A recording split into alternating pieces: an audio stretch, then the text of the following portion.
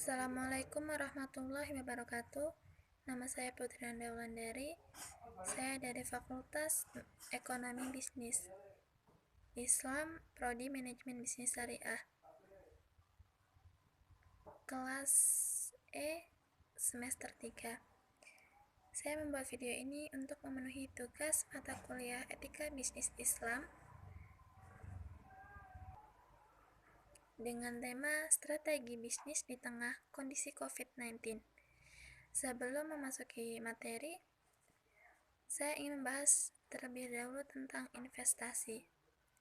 Secara umum, investasi dapat diartikan sebagai meluangkan atau memanfaatkan waktu, uang, atau tenaga demi keuntungan untuk manfaat di masa yang akan datang. Jadi, investasi merupakan membeli sesuatu yang diharapkan di mana di masa yang akan datang dapat dijual kembali dengan nilai yang lebih tinggi dari semula. Kalau dengar kata investasi, pasti udah nggak familiar lah ya. Tapi kadang banyak kan orang yang takut atau malah langsung terbayang tentang saham. Padahal investasi itu banyak banget macamnya. Make money not only saham. Jadi ada banyak jenis-jenis dari saham. Ada reksadana, emas murni, dan lain sebagainya. Baik itu jangka panjang ataupun jangka pendek. Ternyata juga berinvestasi kita bisa melindungi negara dari terjadinya inflasi loh. Dan ngomongin soal investasi, menurutku yang paling penting itu tujuan daripada berinvestasi itu sendiri. Tujuan dari berinvestasi untuk mencapai tujuan daripada keuntungan. Misalnya untuk biaya menikah atau sekedar traveling akhir tahun. Jadi investasi itu bukan yang gue berinvestasi nih biar duit gue jadi banyak, biar berkali-kali lipat, atau sekedar ikutan tren biar kayak yang lainnya. Bukan yang kayak gitu ya. Bukan yang kita naruh duit sekali terus dibiarin gitu aja. Itu adalah kesalahan para pemula investasi. Lebih baik search dulu deh, belajar dulu tentang investasi, baru terjun ke dunia investasi. Terus tips untuk strategi bisnis nih, langsung masuk ke topik ya. Tips untuk strategi bisnis dalam masa pandemi kayak gini nih adalah kayak mengangan-angan strategi bisnis untuk investasi menggunakan analisis. Berbicara tentang strategi bisnis pasti terkait dengan manajemen strategi. Berbicara tentang manajemen strategi ini, di dalamnya terdapat strategi analisis SWOT. Analisis SWOT dengan kondisi pandemik kayak gini ini lebih menekankan yang analisis SWOT ini menjadi dasar untuk menentukan corporate profile di mana perusahaan akan bersaing dalam suatu bisnis. Analisis SWOT merupakan alat formulasi suatu strategi untuk mengidentifikasi berbagai faktor secara sistematis, di mana ada kekuatan strength, terus peluang opportunity, kelemahan weakness, dan ancaman strength. Misalnya, siapa aja target pasar yang tepat, lalu apa aja kekurangan dan kelebihannya, ancaman apa aja yang akan menghambat bisnis, serta peluang apa aja nih yang bisa dimanfaatkan untuk mengembangkan bisnis. Nah, untuk membantu mengetahui apa aja kekuatan, kelemahan, peluang, dan ancaman bagi perusahaan, disinilah peran analisis SWOT. Analisis SWOT juga berguna dalam rencana pemasaran.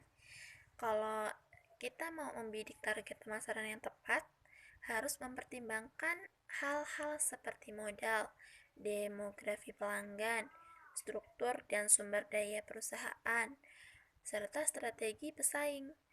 Perusahaan yang ingin bertahan lama harus beradaptasi dengan perubahan tren, persaingan, kondisi ekonomi, kayak saat ini, juga sosial dan faktor lainnya. Secara umumnya, analisa SWOT ini dapat dibagi ke dalam dua kategori, yaitu faktor internal dan faktor eksternal. Faktor internal ini meliputi strength, kekuatan, dan weakness, kelemahan. Sedangkan faktor eksternalnya meliputi opportunities atau peluang dan threats atau ancaman. Contoh dari faktor internal ini yang dimaksud di sini adalah aspek yang berasal dari dalam perusahaan itu sendiri.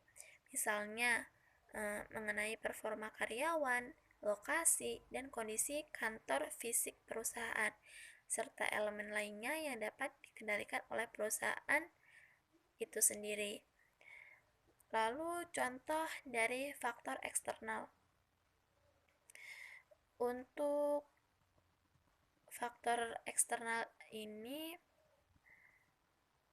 dalam konteks SWOT berarti segala aspek yang tidak bisa dikendalikan oleh perusahaan itu atau dari perusahaan itu sendiri. Di antaranya yang termasuk faktor eksternal seperti regulasi pemerintah, kondisi ekonomi global, hingga tren perilaku konsumen. Kalau mau ngelakuin analisis SWOT, gimana sih caranya? Untuk melakukan analisis SWOT, kita perlu menjabarkan 4 komponen yang ada, yaitu strength, weakness, opportunities, dan threats. Lalu, tentukan tujuan dibuatnya analisis SWOT. Buat gambaran umum mengenai profil usaha tersebut, bisnis proses seperti serta target market yang perusahaan akan dituju atau sasaran perusahaan.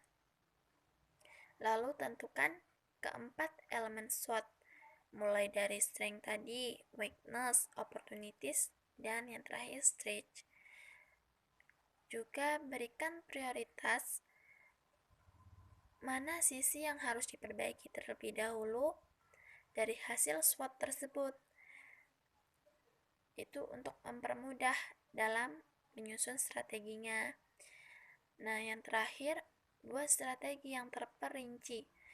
Lebih baik lagi jika dibuat secara kuantitatif menggunakan matriks SWOT. Setelah itu, yang harus dilakukan adalah membuat strategi berdasarkan analisis tersebut. Hasil dari analisis kekuatan memiliki manfaat agar membuat perusahaan lebih menonjol. Analisis kelemahan digunakan untuk mencegah perusahaan mengalami kemunduran atau kerugian, istilahnya kolaps. Lalu, hasil analisis peluang berguna untuk melihat kesempatan yang ada, sedangkan hasil analisis ancaman gunakan untuk mengatasi hambatan yang sedang atau mungkin terjadi. Setelah itu, untuk melihat posisi keberhasilan suatu perusahaan, berhasil atau tidaknya perusahaan tersebut, yang bisa kita lakukan itu periksa kondisi keuangan bisnis, termasuk likuiditas. Lalu periksa status aset dan hutang. Apakah aset dan hutang itu balance atau tidak? Sehingga ini sangat menentukan bagaimana perusahaan itu berhasil atau tidaknya. Lalu membuat bisnis plan baru.